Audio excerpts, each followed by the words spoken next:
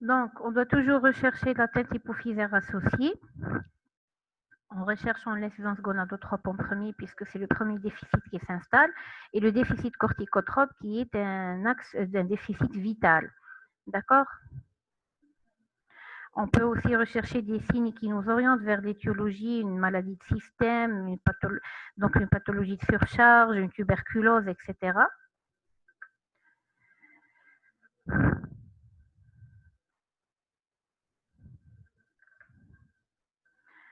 Donc, les étiologies du diabète insipide, insuffisance post-hypophysaire par défaut de production d'hormones antidiurétiques, l'arginine vasopressine. Le diabète insipide néphrogénique par insensibilité rénale qui peut être totale ou partielle aux effets antidiurétiques de l'ADH. La polydipsie primaire où le diabète insipide est secondaire à une prise d'eau excessive, normalement éliminée par les reins, et généralement on a un contexte psychologique, il y a toujours un traumatisme psychologique qui entraîne une polydipsie primaire. Et on a le diabète insipide gestationnel qui va être dû à l'augmentation du catabolisme de l'ADH par les enzymes placentaires. Donc, une femme enceinte peut développer un diabète insipide gestationnel qui va apparaître pendant la grossesse et qui va disparaître après la grossesse, comme pour le diabète gestationnel, d'accord? Donc, un diabète insipide gestationnel, il est dû à l'augmentation du catabolisme de la vasopressine par les vasopressinases placentaires. Donc, le diagnostic positif va être apporté par la clinique donc, et l'imagerie.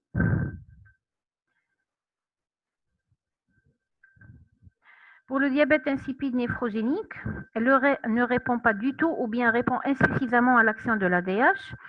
Il peut s'agir de lésions réversibles du système tubulaire en cas de nécrose tubulaire aiguë, la phase polyurique de l'insuffisance rénale aiguë. Tout ce qui peut donner une nécrose tubulaire aiguë va s'accompagner d'un diabète insipide, donc néphrogénique associé. L'hypercalcémie prolongée ou bien l'hypokaliémie chronique peuvent déclencher un diabète insipide néphrogénique. C'est pour ça qu'on doit toujours donc estimer ces paramètres dans les urines de notre patient. On a les formes familiales donc, du diabète insipide néphrogénique par anomalie récessive liée au chromosome X, donc due à une mutation du gène du récepteur V2 de l'hormone antidiurétique, ou bien par une anomalie autosomique récessive par mutation du gène de l'aquaporine 2. D'accord? Les formes acquises, comme on a dit, c'est l'hypercalcémie, l'hypokaliémie, les pathologies rénales, les causes toxiques, le mannitol, les produits de contraste radiologique aussi peuvent induire donc un diabète insipide néphrogénique qui est généralement réversible. Pendant la grossesse, c'est donc la production placentaire d'une vasopressinase dégradant l'hormone antidiurétique, ce qui fait qu'il va y avoir une carence relative en ADH, c'est-à-dire il y a une sécrétion d'ADH, il y a une action d'ADH, mais il y a une élimination, une destruction très rapide de cet ADH, ce qui ne lui donne pas le temps de faire son effet. Le traitement, généralement, c'est un traitement, bien sûr, la correction et la prévention d'un éventuel déficit hydrique, puisqu'on risque la déshydratation, et la baisse des pertes urinaires, puisque la polyurie va gêner le patient, et bien sûr le traitement de la cause si c'est possible. Donc, chez les patients conscients, la polyurie et la polydipsie sont souvent gênantes dans les activités courantes. Chez les comateux, le risque, c'est le risque de déshydratation et d'hypernatrémie de concentration. D'accord? D'hémoconcentration. Donc là, c'est comment calculer le déficit hydrique chez notre patient, 0,6 fois le poids corporel fois la natrémie moins 140 sur 140. On doit corriger l'osmolarité de façon très lente pour prévenir l'œdème cérébral. C'est le même principe que dans la correction d'un pic hypertensif, d'un coma hyperosmolaire. Donc, il faut toujours corriger l'osmolarité de façon très très lente, sinon il y a un risque d'œdème cérébral avec un risque d'engagement cérébral. Le but est d'abaisser l'osmolarité de 10 milliosmoles par kilo par jour. L'administration de l'ADH synthétique est indiquée en même temps que la perfusion intraveineuse de liquide dans le diabète insipide d'origine centrale chez un patient qui est inconscient, bien sûr. Donc, le traitement, c'est l'ADH synthétique, c'est le Minera, donc le nom commercial, c'est le Minera, qui existe sous forme donc de comprimé ou bien de pulvérisation nasale. On préfère la pulvérisation nasale puisqu'en pulvérisant au niveau du nez, ça va partir directement, se diffuser directement vers la région hypophysaire. Et donc, on aura une action qui est pareille à l'action de l'ADH hypophysaire, c'est-à-dire on va mettre de l'ADH dans la région hypophysaire qui va partir donc vers la périphérie pour faire son effet. Les effets indésirables sont les céphalées, la fatigue, les troubles gastro-intestinaux qui sont très très rares, l'hypotension et la tachycardie. Donc, surtout s'il y a un surdosage. Le diabète insipide néphrogénique chronique peut être donc traité par les thiazides qui vont entraîner une contraction du volume extracellulaire et ramener le moins de volume urinaire au niveau du tube collecteur, donc du néphron, avec une restriction alimentaire du sodium. Donc l'hydrochlorothiazide à raison de 1 à 2 mg par kilo par jour. Il y a un risque d'hypovolémie avec rétention hydrique dans le rein. Les anti-inflammatoires non stéroïdiens à type endométacine à raison de 1,5 à 3 mg par kilo par jour, mais pendant une courte durée pour diminuer 30 à 50% du débit urinaire. D'accord? Là, c'est la formule par laquelle on calcule l'osmolarité plasmatique et c'est pour ça qu'on va doser la natrémie, la glycémie au cours du test de restriction hydrique pour pouvoir apprécier l'osmolarité plasmatique. Donc, c'est tout pour le diabète insipide. Si vous voulez, on peut enchaîner avec un autre cours, plus ou moins léger, puisqu'il n'y a pas de questions là. J'aimerais bien profiter du temps qui nous est imparti pour continuer le cours. On fait, si vous voulez, une pause de même pas 5 minutes et on enchaîne. Répondez-moi par écrit, s'il vous plaît. On va faire un petit cours.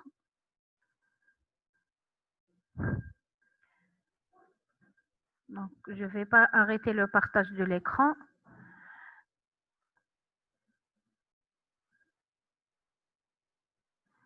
Est-ce que vous voulez qu'on enchaîne? Très bien. Et s'il vous plaît, informez votre délégué de me joindre par mail ou par téléphone. Elle m'envoie un mail. J'ai besoin de discuter avec elle. D'accord?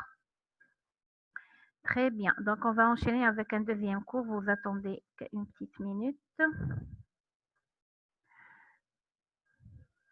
Donc là, c'est plus notre cours. OK.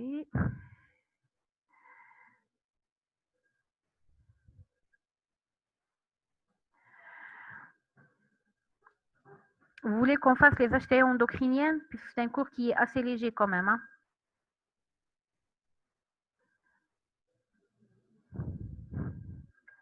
Donc,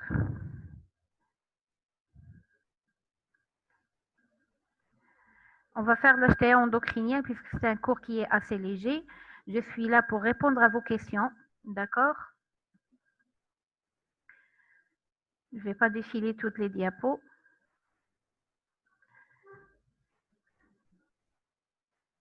Très bien. Donc là, l'HTA endocrinienne, c'est quoi? En matière d'HTA, d'accord, on estime que 15% de la population mondiale sera hypertendue d'ici 2025. L'HTA est définie par une tension artérielle systolique supérieure ou égale à 140 mm de mercure et une pression artérielle diastolique supérieure ou égale à 90 mm de mercure. L'incidence de l'HTA augmente avec l'âge. Donc, 65% des sujets âgés de 65 ans et plus sont hypertendus, contre 10% chez les sujets âgés entre 18 et 34 ans. Il faut savoir que l'HTA est souvent silencieuse, il n'y a pas de symptomatologie et de nombreuses personnes peuvent être hypertendues sans le savoir. On distingue l'HTA primaire et l'HTA secondaire. C'est quoi l'HTA primaire? C'est quoi l'HTA secondaire? L'HTA primaire, c'est une HTA qui est due à un déséquilibre dans donc les mécanismes de la pression artérielle. Qu'est-ce que je veux dire par là? L'HTA primaire, si elle est due à une athérosclérose, donc une athérosclérose, rétrécissement des parois artérielles, augmentation des pressions périphériques, augmentation de la tension artérielle. Donc, en dehors de ça, de cette HTA primaire qu'on appelle essentielle, où on a généralement, c'est pas une vraie HTA essentielle, c'est une HTA qui est due au vieillissement des artères, à la calcification et donc à l'athérosclérose, on a les HTA secondaires, d'accord? C'est quoi l'HTA secondaire? Bon, c'est le tableau des HTA. L'HTA secondaire, c'est peu fréquent, mais ça se voit. Dans les HTA secondaires qui concernent pratiquement 5% des hypertendus, ça peut être une HTA secondaire à une prise de médicaments, d'accord? Donc, on a des médicaments qui sont pourvoyeurs d'HTA, les corticoïdes, les anti-inflammatoires non stéroïdiens, on a la réglisse par exemple, il y a certains médicaments qui sont pourvoyeurs d'hypertension artérielle. On a les HTA secondaires d'origine rénale. Donc, insuffisance rénale, ça entraîne une HTA. Une sténose des artères rénales, ça peut entraîner une HTA. Une polykystose rénale peut entraîner une HTA. On a la coarctation de l'aorte. La coarctation de l'aorte qui va nous donner une hypertension artérielle avec une différence de la tension artérielle entre le bras droit et le bras gauche du patient. Et puis, on a les HTA secondaires, plutôt endocriniennes, qui sont dues à une pathologie endocrinienne. D'accord? Donc, l'HTA essentielle qui concerne 95% de la population, les facteurs génétiques, la consommation sodée, la prise de poids, l'athérosclérose, et l'HTA secondaire d'origine iatrogène, d'origine rénale, coarctation de l'aorte ou bien endocrinienne. Dans les endocrinopathies, retenez la liste des endocrinopathies hypertensives. Les endocrinopathies hypertensives, on a l'excès de cortisol, donc syndrome de Cushing, on a l'excès d'hormones de croissance, l'acromégalie, on va avoir les tumeurs sécrétant les catécholamines, donc le phéochromocytome, l'hyperaldostéronisme primaire, d'accord, retenez-le bien. Donc tout ça, ce sont des pathologies endocriniennes hypertensives, ainsi que l'hyperthyroïdie. Pour le phéochromocytome, je vais vous donner des généralités. Vous avez les détails sur le diapo et sur le support pédagogique. Donc, le phéochromocytome, c'est une tumeur qui se développe à partir de la médulo-surrénale, sécrétant les catécholamines. D'accord? Ça toucherait 0,5% des hypertendus. C'est une cause très rare qui n'est associée à l'HTA que dans 70% des cas. Donc, dans 30% des cas, on peut avoir un phéochromocytome sans diagnostiquer une HTA. Il faut savoir qu'on va penser à un phéochromocytome devant une HTA permanente ou paroxystique, surtout s'il s'agit d'une HTA paroxystique, avec ce qu'on appelle la triade de Ménard. La triade de Ménard, c'est quoi? C'est la présence au moment du pic hypertensif, donc de céphalée, de sueur profuse et de palpitations. Donc, si votre patient hypertendu présente au moment du pic hypertensif des céphalées, des palpitations et des sueurs profuses, vous allez penser à un phéochromocytome. C'est la triade de Ménard qui nous fait penser à un phéochromocytome. Donc, ça peut être une HTA d'emblée maligne ou bien résistante au traitement. C'est quoi une HTA maligne? C'est une HTA qui ne descend pas au-dessous de 18-10 centimètres de mercure, malgré un traitement antihypertenseur développé de 4 à 5 antihypertenseurs. Une HTA résistante au traitement, c'est une HTA donc, qui résiste à une trithérapie, dont un diurétique.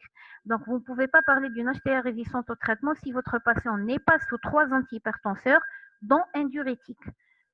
D'accord? Donc, si malgré une trithérapie avec un diurétique, l'HTA de votre patient reste non contrôlée, vous allez parler d'une HTA résistance et vous pouvez penser à un phéochromocytome. Il faut savoir que plusieurs affections peuvent être associées au phéochromocytome. Donc, on a des tests génétiques qui permettent de faire le diagnostic, notamment les néoplasies endocriniennes multiples type 2, le syndrome de von Hippel-Lindau et la neurofibromatose de type 1. Donc, NEM type 2, VHL, NF1, ça nous fait penser donc ça peut nous donner un phéochromocytome. Le diagnostic positif d'un phéochromocytome doit toujours faire rechercher une néoplasie endocrinienne multiple type 2. Donc, le diagnostic du phéochromocytome, qui est une tumeur qui se développe à partir de la médulo-surrénale, donc c'est le dosage des VMA plasmatiques, des méthanéphrines plasmatiques et surtout des métabolites urinaires, donc les méthanéphrines et les catécholamines urinaires. Si le taux des méthanéphrines, norméthanéphrines urinaires est supérieur à 4 fois la normale, vous êtes devant un phéochromocytome. Donc, vous pouvez insister sur l'imagerie. La TDM ou l'IRM pour localiser la tumeur et surtout la scintigraphie à l'AMI-BG qui est plus spécifique. Donc, la scintigraphie à l'AMI-BG permet de visualiser les phéochromocytomes et de visualiser les phéochromocytomes ectopiques. Rappelez-vous, la médulo-surrénale, elle est faite d'un tissu donc qui se retrouve dans tous les ganglions parasympathiques de l'organisme. Et donc, on peut avoir un phéochromocytome ectopique qu'on va appeler paraganglion, qui va être donc pourvoyeur de catécholamines. D'accord? Donc, c'est une tumeur qui va sécréter les catécholamines et donc on va une HTA paroxystique parallèlement à la décharge de catécholamines.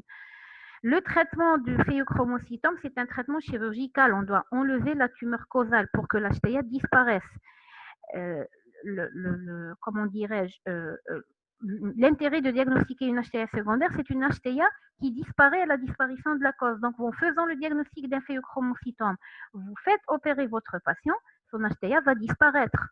sauf s'il traîne son HTA et donc son phéochromocytome depuis des années qui n'a pas été diagnostiqué. D'accord? Donc, le traitement, il est plus efficace par les alpha-bloquants, puis associé au bêta-bloqueur. L'exérèse chirurgicale de la tumeur peut se faire par laparoscopie. D'accord?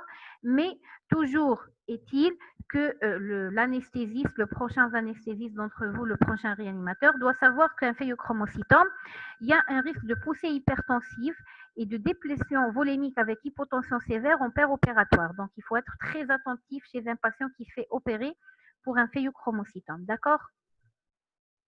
Ça va pour le phéo, il n'y a pas de question? Bon, pour les formes familiales, il faut savoir que le phéochromocytome peut être une tumeur donc unique ou multiple, unilatérale ou bilatérale. Ça peut être donc une tumeur bénigne ou maligne. On peut avoir des formes extrasurrénaliennes, donc ce qu'on appelle les paragangliomes. Les paragangliomes les plus fréquents, c'est le siège au niveau du nœud du carrefour aortique, au niveau du sinus carotidien. Au niveau de l'aorte abdominale, on a eu des phéochromocytomes ectopiques au niveau de la vessie où la triade de Ménard était déclenchée par l'émission. Donc, on a des formes extra-abdominales, comme je vous ai dit, au niveau du sinus du carrefour carotidien, par exemple, ou du sinus des carotides. Donc, devant tout phéochromocytome diagnostiqué par dosage des méthanéphrines urinaires, dosage donc facile à faire, par l'imagerie, notamment la scintigraphie et la MIBG, à défaut l'IRM, donc surrénalien, on va procéder donc à la recherche de contexte génétique. Donc, devant tout phéochromocytome, je vais rechercher une néoplasie endocrinienne multiple type 2. Dans les néoplasies endocriniennes multiples type 2, retenez-le bien, on va avoir l'association de phéochromocytome, d'hyperparathyroïdie et de carcinome médulaire de la thyroïde. Donc CMT, hyperparathyroïdie et phéochromocytome. Il y a des caractéristiques dans les NEM type 2, c'est que le phéochromocytome dans les néoplasies endocriniennes multiples type 2 est généralement bilatéral et asymptomatique. L'hyperplasie, elle est l'hyperparathyroïdie, elle est normocalcémique et due à une hyperplasie des parathyroïdes et on va avoir un carcinome médulaire de la thyroïde. Donc, si vous faites le diagnostic d'un CMT ou bien d'une hyperparathyroïdie par hyperplasie des parathyroïdes, recherchez un phéochromocytome, c'est-à-dire vous n'allez pas vous contenter de la clinique, le patient ne présente pas d'HTA, ne présente pas de triade de Ménard, donc il n'a pas de phéochromocytome. Le phéochromocytome dans les néoplasies endocriniennes multiples type 2 est souvent bilatéral et asymptomatique. Donc, on peut avoir donc aussi une neurofibromatose de Reckling-Gonsen, la neurofibromatose type 1, ou le syndrome de von Hippel-Lindau. C'est des syndromes génétiques que vous pouvez rechercher sur Internet. Ce que je vous demande, c'est de reconnaître un petit peu les caractéristiques du phéochromocytome dans les NEM type 2 et de savoir qu'il y a des formes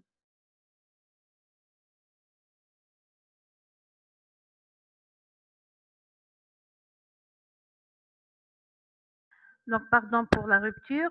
Donc, le phéochromocytome peut être sporadique ou bien de forme familiale. On a les phéochromocytomes familiaux en dehors de toute néoplasie, de toute neurofibromatose ou de syndrome de von Hippel-Lindau.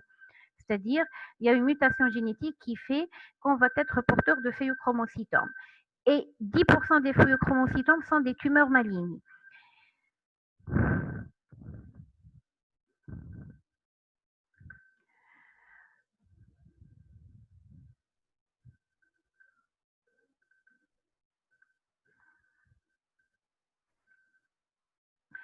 Donc, pour votre collègue qui a posé la question, concernant l'HTA secondaire à une HTA secondaire au phéochromocytome, si elle disparaît ou pas. Oui. Si vous faites le diagnostic, si l'HTA est récente et le diagnostic de phéochromocytome est fait donc de façon précoce, l'HTA va disparaître après la chirurgie. 90% des hypertensions artérielles disparaissent à l'exérèse chirurgicale du phéochromocytome.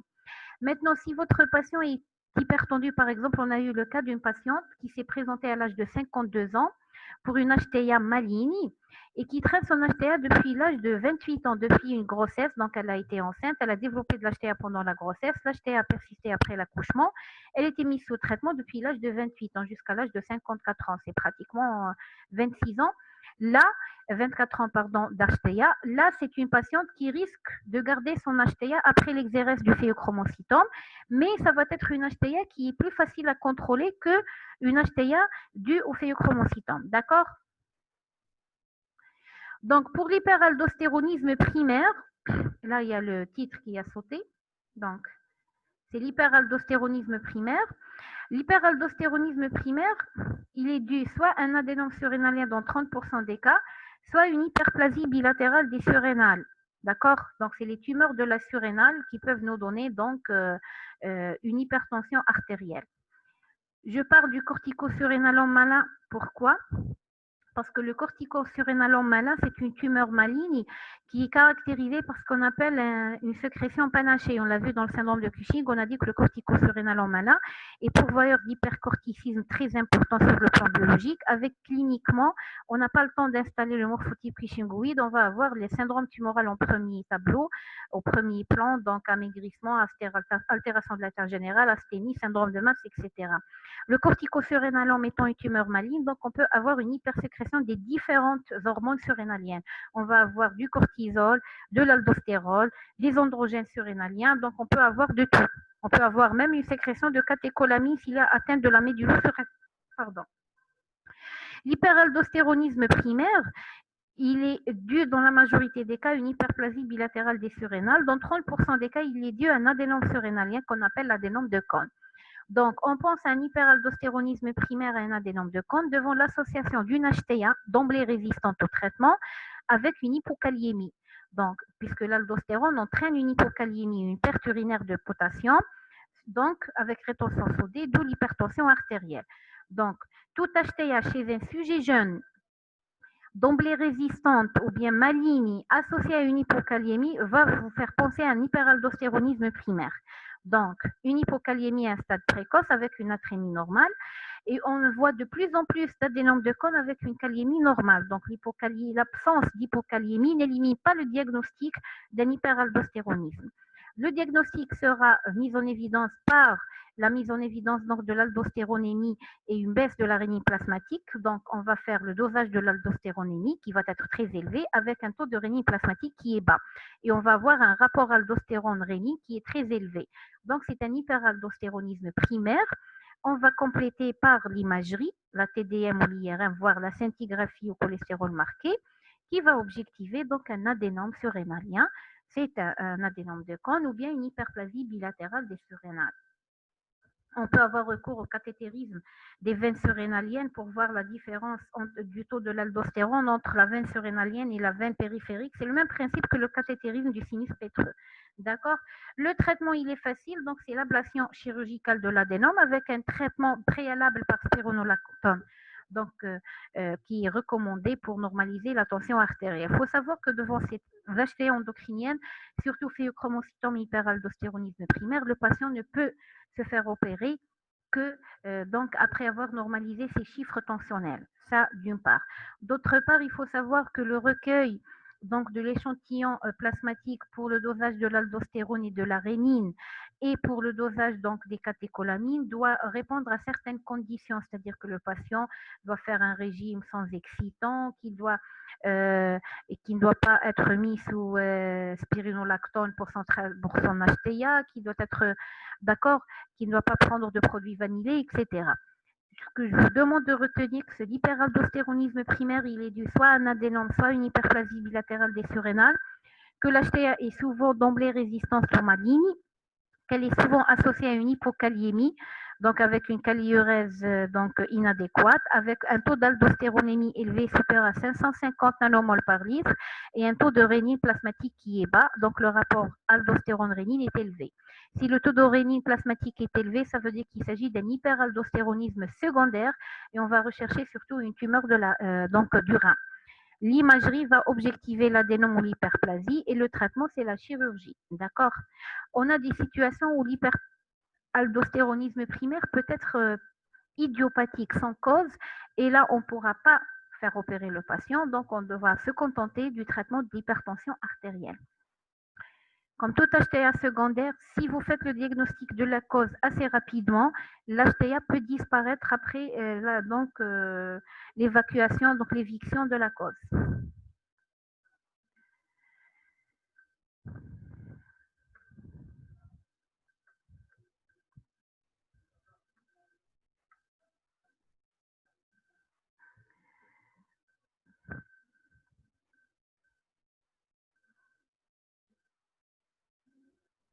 Donc, la troisième cause d'HTA endocrinienne, c'est l'hypercorticisme, le syndrome de Cushing, puisque l'action du cortisol va se situer au niveau du tube rénal distal et du tube collecteur, où l'aldostérone commande la réabsorption du sodium et l'expression du potassium et des ions H+.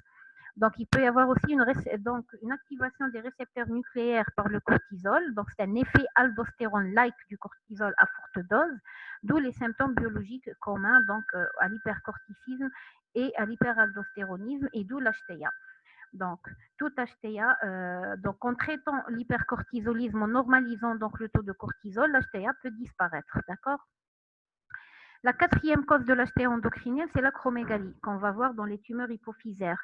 L'acromégalie, c'est une hypersécrétion non freinable et chronique de l'hormone de croissance qui va entraîner une hypervolémie par augmentation de la réabsorption du sodium au niveau du tube contourné distal et une augmentation du débit cardiaque avec un dysfonctionnement diastolique secondaire, l'effet de la GH sur les cardiomyocytes, et un remodelage vasculaire qui augmente les résistances périphériques. La GH, il faut savoir que la GH peut entraîner une cardiomégalie avec insuffisance cardiaque qui peut être elle-même pourvoyeuse d'HTA.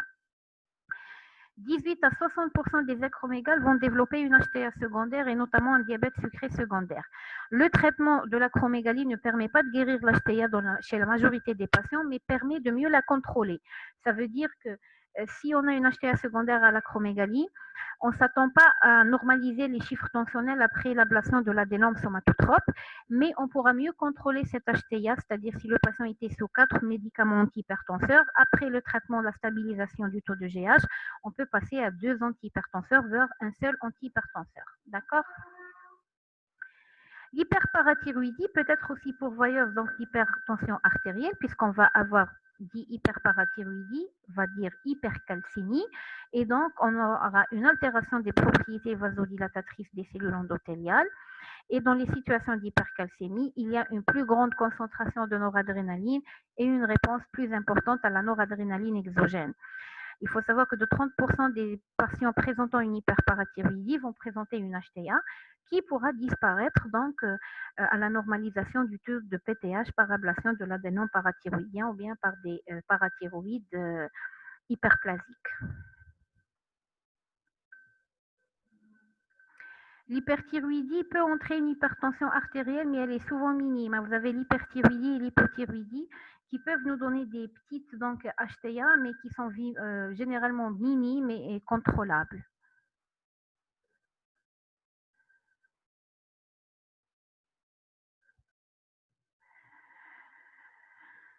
Est-ce que vous voulez qu'on continue? Est-ce qu'on s'arrête à ce point-là? Répondez-moi par écrit, s'il vous plaît, puisqu'on a encore du temps. On nous donne quelques minutes en plus. On pourra enchaîner avec d'autres cours. Hein.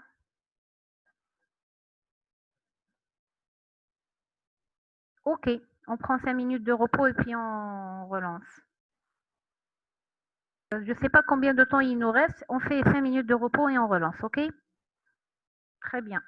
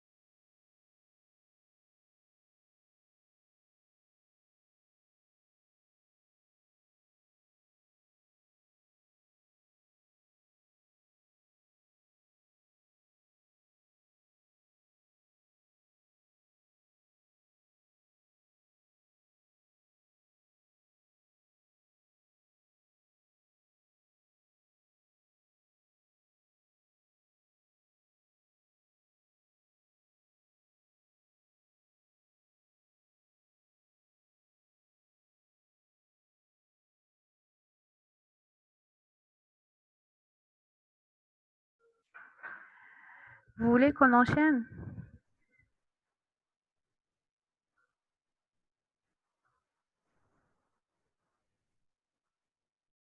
Ok, donc j'enchaîne. On va faire les parathyroïdes puisqu'il y a beaucoup de choses à faire. Donc on fait les parathyroïdes.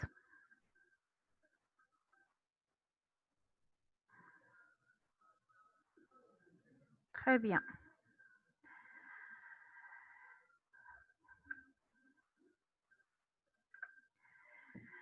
Donc pour l'exploration des parathyroïdes, donc les parathyroïdes, ce sont des glandes qui vont sécréter de la parathormone et de la calcitonine. Donc la parathormone, c'est une hormone hypercalcémiante qui va agir au niveau de l'os en stimulant l'activité des ostéoclastes, donc en favorisant la résorption osseuse. Donc elle va prendre du calcium de l'os vers le milieu extracellulaire. Au niveau rénal, elle entraîne une élimination immédiate et transitoire du phosphore, une augmentation de la réabsorption tubulaire du calcium filtré, et elle stimule la 1-alpha-hydroxylase rénale pour activer le 25-OH vitamine D3 en 1,25-OH2 vitamine D3 qui favorise l'absorption intestinale du calcium, du phosphore et du magnésium.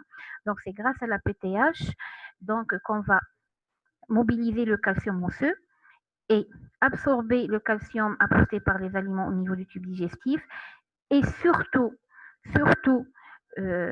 stimuler la 1-alpha-hydroxylase rénale pour qu'il y ait une absorption intestinale du calcium. Parce que si on ne stimule pas le 1-alpha-hydroxylase, il n'y aura pas de transformation de la 25-OH vitamine D3 qui est un dérivé de la vitamine D ou un 1,2,25-OH2 de vitamine D3 qui, elle, va donc permettre l'absorption intestinale du calcium, du phosphore et du magnésium. D'accord? La calcitonine qui est sécrétée par les cellules C parafolliculaires de la thyroïde va avoir une action hypocalcémiante. Donc, elle sera sécrétée en réponse à l'hypercalcémie pour diminuer le taux de calcémie. Et le magnésium est considéré comme un coenzyme nécessaire à la sécrétion de la PTH à des taux normaux. Donc, l'exploration de la fonction des parathyroïdes, bien sûr, on a l'exploration morphologique et l'exploration fonctionnelle. Pour l'exploration fonctionnelle, dosage de la calcémie totale. La calcémie totale ne reflète pas le calcium ionisé qui est biologiquement actif, vu que la calcium ionisé qui est la forme biologiquement active est très difficile à doser. On se contente de calculer ce qu'on appelle la calcémie corrigée, donc de faire la différence, donc la calcémie mesurée, fois 40 moins l'albuminémie, puisque le calcium va être transporté par l'albumine. Donc, si on a une anomalie au niveau de l'albuminémie, on va avoir une anomalie au niveau du calcium. Donc, la calcémie totale ne reflète jamais le taux de calcium biologiquement actif. Il faut toujours calculer la calcémie corrigée, ce qui veut dire quand vous demandez une calcémie chez un patient, vous la demandez toujours coupée à l'albuminémie pour pouvoir calculer la calcémie corrigée. La phosphorémie qui est inversement proportionnelle à la calcémie, la magnésémie qui est nécessaire, donc on a dit que c'est une coenzyme permettant la production de la PTH, et bien sûr la calciurie et la phosphaturie, toujours en appréciant le volume urinaire, pour essayer d'expliquer les anomalies de la calcémie. Donc si on a une hypercalciurie, ça peut tout à fait expliquer une hypocalcémie. Donc on demande un bilan phosphocalcique sanguin. S'il y a anomalie, on complète par un bilan urinaire phosphocalcique. Le taux de phosphatase alcanique peut refléter l'activité ostéoblastique, donc la synthèse osseuse. Donc, si on a une élévation des phosphatases alcaniques, on a une synthèse osseuse qui est accrue, donc la PTH est basse. L'hydroxyprolinurie, si élevée, reflète l'activité ostéoclastique, donc la résorption osseuse. D'accord? Donc, si l'hydroxyprolinurie est augmentée, donc la PTH est sûrement augmentée. L'exploration donc hormonale. Donc, on a trouvé une anomalie au niveau du bilan phosphocalcique, donc on va compléter par le dosage de la PTH, qu'on doit toujours interpréter en fonction de la calcémie. On peut doser l'ostéocalcine, qui est une protéine osseuse reflétant le remodelage osseux. On peut doser la AMP cyclique urinaire qui reflète l'action de la PTH au niveau du récepteur rénal, pour voir s'il n'y a pas de résistance à l'action de la PTH au niveau rénal, c'est dans les hypercalciuries, donc d'origine familiale. Et les métabolites actifs de la vitamine D, le cholécalciférol, le dosage de la 25-OH vitamine D3 et le dosage de la 1,25-OH de vitamine D3 qui reflètent l'activité de la PTH au niveau donc rénal qui permettent l'absorption du calcium. C'est grâce au cholécalciférol qu'on va avoir une absorption intestinale du calcium. D'accord?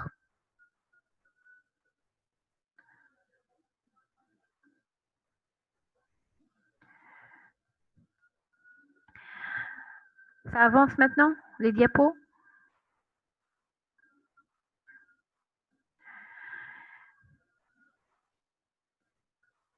Très bien. Pour l'exploration dynamique, donc parfois on peut avoir recours à ce qu'on appelle l'épreuve de charge calcique, c'est-à-dire qu'on a une hypercalcémie avec un taux de PTH qui est élevé, on va essayer de freiner la sécrétion de PTH en faisant une épreuve de charge calcique. Donc,